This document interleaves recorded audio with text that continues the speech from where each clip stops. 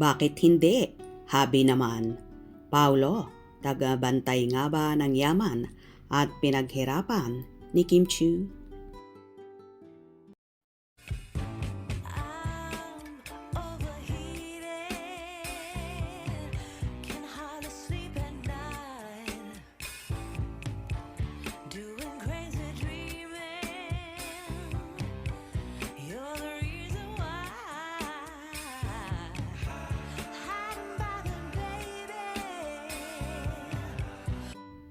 Sinasabi nga ng marami na tila si Paolo Avellino ang tagabantay ng yaman at pinagpagura ng kasintahang si Kim Chiu. Simula nga nang nagkaroon ng relasyon ang Kim Pao, dito na nga nabunyag ang malaking halaga na nawaldas ng nakatatandang kapatid ni Kimi na si Ate Lakam. Ang multi-milyon na pera at ari-arian ng dalaga na winaldas lang sa pagkakasino ng nakatatandang kapatid.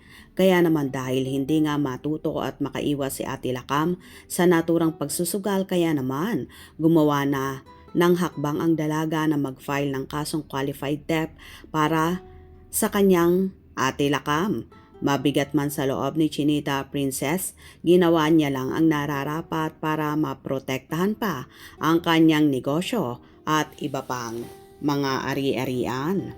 Ang pagiging celebrity ay may kaakibat na malaking responsibilidad at minsan kasama nito ang pressure mula sa pamilya at mga usapin sa pera. Sa kaso ni Kim Chiu, lumalabas ang sensitibong issue patungkol sa kanyang pananalapi at mga kapatid. Ayon sa impormasyon, may nararamdaman na si Kimi na madalas o pagod, mabibigatan dahil sa patuloy na pag-asa ng kanyang mga kapatid sa kanyang yaman. Habang ang mga kapatid niya ay nag-i-enjoy sa kanyang pinaghirapan, mayroong punto na naramdaman si Kimi na naubos ang pera o lumalabas na ang kanyang kinikita ay hindi na sapat dahil sa responsibilidad na nakaatang sa kanyang balikat. Dito naging mas matimbang ang presensya ni Paolo Avellino. Hindi lamang siya isang kasintahan, siya isang tatapik kay idol kapag sobra na akong magbigay sa mga kapatid. Si Paolo ang boses ng rason, ang tamang tao na nagpapaalala kay Kimi na kailangan din niyang pangalagaan ang kanyang sarili at ang kanyang kinabukasan. Sa mundong puno ng mga taong gusto lang makahingi, si Paolo ang tapat na tagapagpayo. Hindi lingid sa kaalaman ng marami. Si Pao ay hindi lamang isang magaling na aktor kundi isa ring matalino sa usapin ng negosyo. Siya ay very smart at alam niya kung paano patatakbuhin ang pera.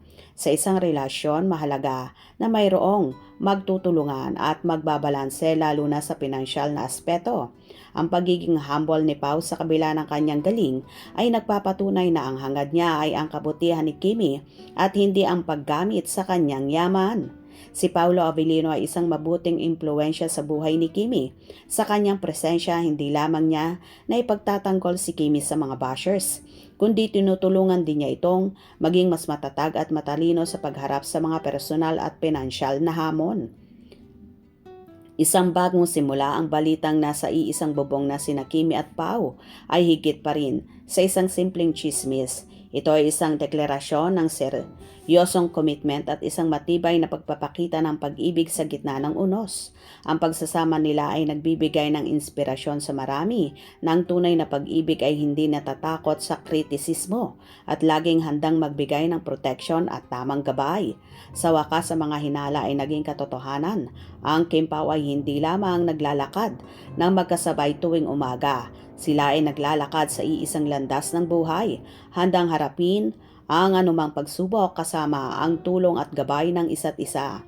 Ang tamang panahon ay nagbunga na at ito na marahil ang simula ng isang walang hanggang kabanata ng pag-iibigan na sinusuportahan ng karunungan at pangunawa. Ang buong Pilipinas ay naghihintay. Ano pa kaya ang susunod na lihim na ibubunyag ng Kim Pao? Kaya palaging tumutok. Hope you enjoyed. Please subscribe for more info.